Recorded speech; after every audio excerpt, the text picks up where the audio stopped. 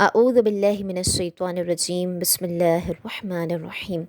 دین اسلام میں جہاں نیکیوں کا میدان بہت وسیع ہے، وہاں ہمیں ایک اور نیک اور لائق کے ثواب عمل کا معلوم ہوتا ہے کہ نبی علیہ الصلاۃ والسلام کا فرمان ہے، افضل الاعمال الحب فی اللہ والبغض فی اللہ۔ سب سے افضل عمل یہ ہے کہ اللہ کے لیے محبت کی جائے اور اللہ ہی کے لیے بغض رکھا جائے۔ اس حدیث مبارکہ کے دو پورشنز بنتے ہیں، الحب فی اللہ، البغض فی اللہ۔ اب بات کرتے ہیں کہ الحب فی اللہ یعنی اللہ کے لیے محبت کرنے سے کیا مراد ہے۔ اس کا ایک مطلب تو یہ ہے کہ ہماری زندگی میں ہم سے منسلک جتنے بھی رشتے ہیں ان سے محبت کی جائے تو اللہ کے لیے محبت کی جائے۔ مثلاً والدین ہیں تو ان سے اس لیے محبت نہ کی جائے کہ وہ ہمارے ماں باپ ہیں، انہوں نے ہمیں پالا ہے، بڑا کیا ہے،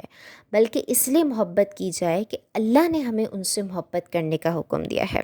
اسی طرح بھائی بہن ہیں، میاں بیوی ہیں، الغرض کوئی بھی رشتہ ہے،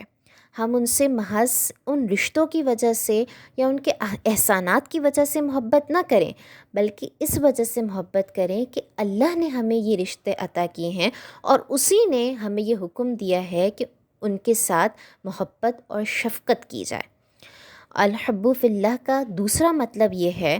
کہ بعض لوگ ایسے ہوتے ہیں جو ہم سے کسی رشتے میں منسلک نہیں ہوتے، لیکن وہ مسلمان ہوتے ہیں، وہ مومن ہوتے ہیں اور اللہ کے اطاعت گزار بندے ہوتے ہیں، تو ان سے بھی محض اس لیے محبت کی جائے کیونکہ وہ اللہ کی فرما بردار بندے ہیں۔ مثلاً کوئی شخص عالم دین ہے اور علم دین حاصل کرنے میں مشغول ہے، یا ہمارے ارد گرد کوئی ایسا شخص ہے جو اللہ تعالیٰ کی بہت زیادہ عبادت کرتا ہے، بہت زیادہ نیکیاں کرتا ہے، تو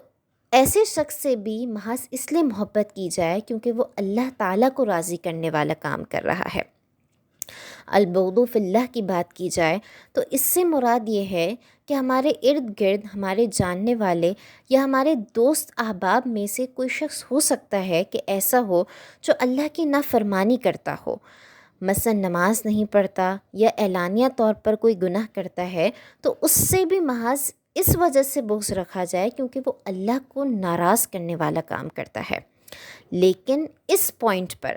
ہمیں یہ بات بہت اچھے طریقے سے معلوم ہونی چاہیے کہ ہمیں گناہ گار سے نفرت کرنے کا حکم نہیں دیا گیا، بلکہ اس گناہ سے نفرت کرنے کا حکم دیا گیا ہے جس میں وہ مبتلا ہے۔ ہمیں اس گناہ سے اس قدر نفرت کرنی ہے کہ ہم خود بھی کبھی اس گناہ میں مبتلا ہونے کا سوچے بھی نہ، اور جو ہمارا ساتھی اس گناہ میں مبتلا ہے تو اسے حتی الامکان اس گناہ سے بچانے کی کوشش کریں، تو یہ ہمارا سب سے بہترین اور افضل عمل ہوگا۔ وما علینا الا البلاغ المبین۔